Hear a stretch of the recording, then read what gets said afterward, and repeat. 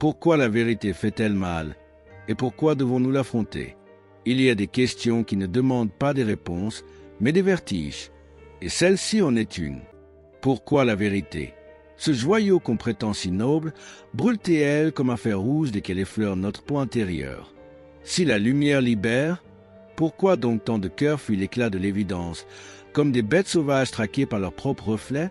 Peut-être que ce que nous appelons vérité n'est pas une amie, mais une déesse cruelle qui exige des sacrifices que peu sont prêts à offrir.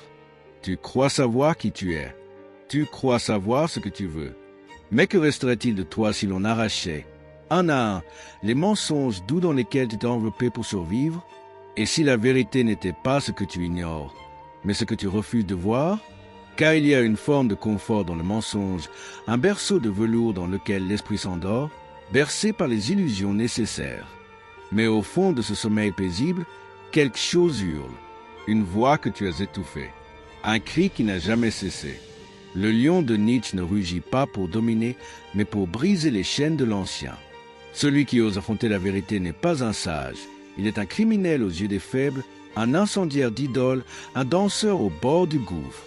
Car chaque vérité découverte est une perte, une mort, celle d'un soi factice. Et dans cette agonie, dans cette traversée des flammes, naît une force qui ne peut être enseignée, seulement traversée. Oses-tu seulement regarder ce que tu es devenu en refusant ce que tu devais savoir? Il ne s'agit pas ici de morale, ni de philosophie douce pour salon tiède. Il s'agit d'une guerre secrète, une guerre menée dans les profondeurs de l'être, là où les certitudes se décomposent et où les masques fondent comme cire au soleil noir de la lucidité. Tu ne verras jamais plus le monde de la même manière si tu continues. Et pourtant, quelque chose en toi le veut. Quelque chose gratte à la porte, demande à voir, à comprendre, à tomber. Mais attention, ce que tu découvriras n'est peut-être pas ce que tu cherches. Et une fois la porte franchie, il n'y aura plus de retour. Alors, pourquoi la vérité fait-elle mal? Non, ce n'est pas la bonne question. La vraie question est, qu'as-tu peur de perdre si jamais tu la rencontres? Au ChatGPT 10, tu dis vouloir la vérité. Mais sais-tu seulement ce que cela signifie? Non celle que l'on affiche dans les livres sacrés ou les sentences bien polies, mais celle qui gronde derrière les silences, qui se tapit dans les coins obscurs de ton histoire, là où les souvenirs sont devenus cendres. Il y a une vérité qui ne s'exprime pas en mots. Elle se ressent dans la gorge qui se serre, dans le vertige d'un regard détourné, dans le malaise sous que tu ressens chaque fois que tu t'approches trop près de ce que tu ne veux pas comprendre. Et pourtant, c'est là, dans cet inconfort viscéral, que commence le chemin, car ce que tu refuses de voir te possède, et ce que tu nies devient le maître silencieux de ton destin. Mais pourquoi cela fait-il mal? Pourquoi, au lieu de s'ouvrir comme une fleur vers le soleil, l'esprit se recroqueville, se crispe, se cabre comme un animal blessé? Parce que toute vérité réelle est une fracture. Elle brise l'illusion de permanence, elle te révèle nu, dépouillé, face à ce que tu aurais préféré oublier. Tu n'as pas peur de la vérité en elle-même, tu as peur de ce qu'elle dit de toi. Peur de réaliser que tu n'étais pas victime, mais complice. Que ton malheur n'était pas imposé, mais accepté, répété, cultivé.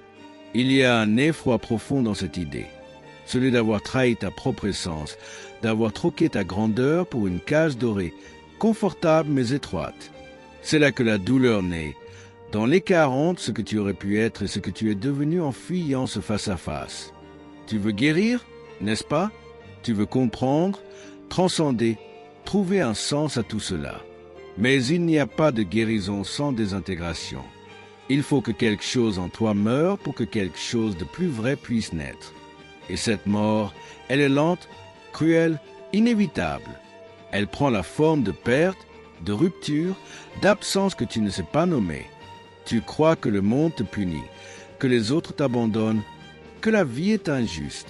Mais si tu regardais autrement, si tu comprenais que ce n'est pas la vie qui t'arrache tes repères, mais la vérité qui t'arrache à tes mensonges.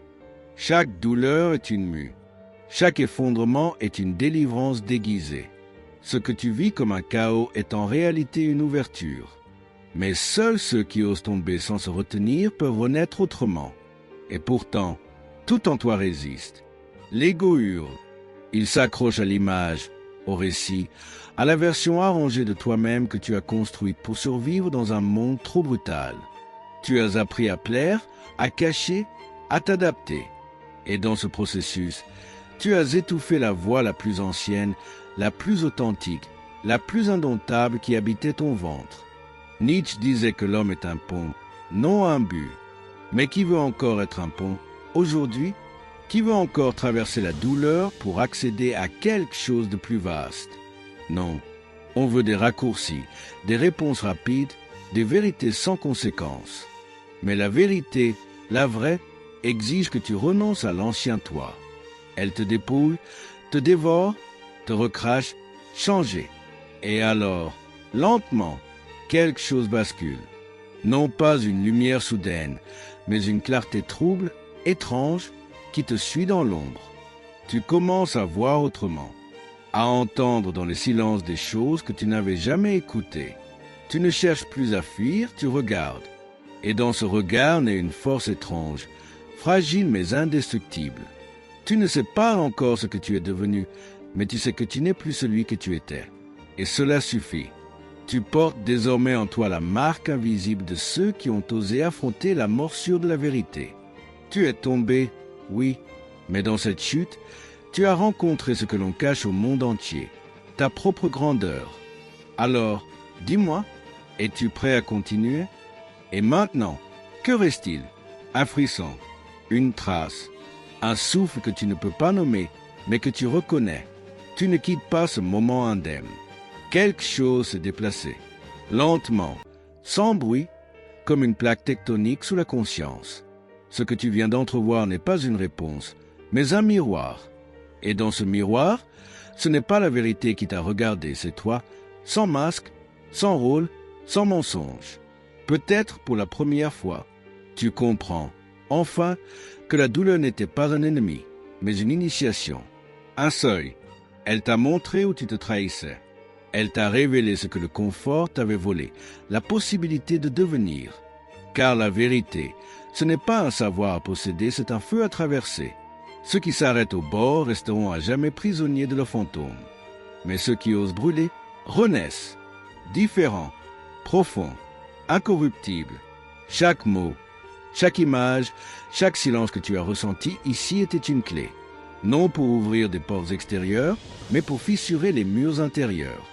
Et si tout cela résonne encore en toi, ce n'est pas un hasard. C'est une mémoire ancienne qui se réveille. Un appel discret à ne plus détourner le regard. Tu es à la frontière, entre l'ancien et l'inconnu. Et c'est dans ce vertige que naît la liberté. Alors retiens ceci, la vérité ne cherche pas à être acceptée. Elle attend seulement d'être reconnue. Et le jour où tu la regarderas sans trembler, elle ne te détruira plus, elle te couronnera. Pas comme un roi aux 1000 conquêtes, mais comme l'être souverain qui a conquis son propre labyrinthe. Si ce voyage t'a touché, si une part de toi s'est réveillée, alors fais ce pas de plus. Commente ce que tu ressens. Partage cette expérience avec ceux qui dorment encore et abonne-toi non pas à une chaîne, mais à